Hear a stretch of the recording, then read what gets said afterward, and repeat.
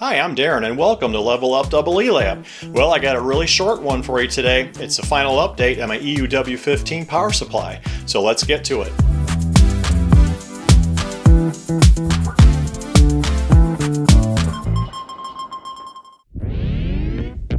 In the prior episode on this EUW-15 power supply, I said the 6L6GC power tube was defective. So I ordered a replacement and here it is. This is actually a brand new 6L6GC made by JJ Electronic. And by new, I mean new. Not new old stock that's been collecting dust on some shelf for decades, but recently manufactured new. This is a first for me, an unboxing and unwrapping of a brand new tube. I'd like to say it has that new tube smell, but we all know it's only the old dusty tubes that generate that unmistakable smell. At least a new tube is super shiny though. Installation, of course, is easy. Just align it to the socket correctly and push it in.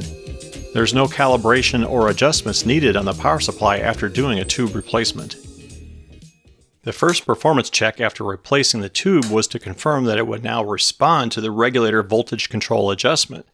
Before, with the defective tube installed, it would not respond to the control at all. It was stuck at a fixed output voltage. So I let it warm up for 15 seconds or so, and then tried cycling the control through its range. And bingo, that seems to have fixed the problem. It now responds to the control, and when you pause adjustment, it holds the voltage to within 1/10 of a volt or so. The final performance test that I did was to verify the stability of the voltage under load.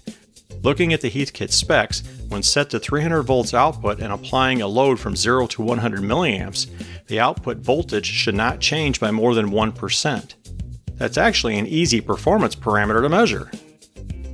I've set the output to 300 volts and connected a couple of power resistors in series to get to approximately 3 kiloohms, which will draw 100 milliamps. This item contains hazardous voltage and safety precautions must be followed. If you're following along and working on your own version, you're doing so at your own risk.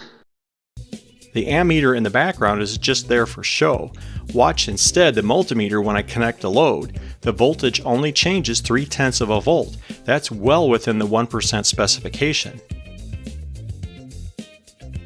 How about that? Not bad at all for an old school vacuum tube regulated power supply.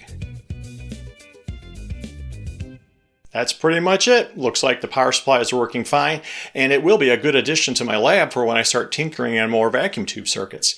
As always, thanks very much for watching. Please leave a comment if you'd like below, and as always, subscribe if you haven't. So until next time, bye for now.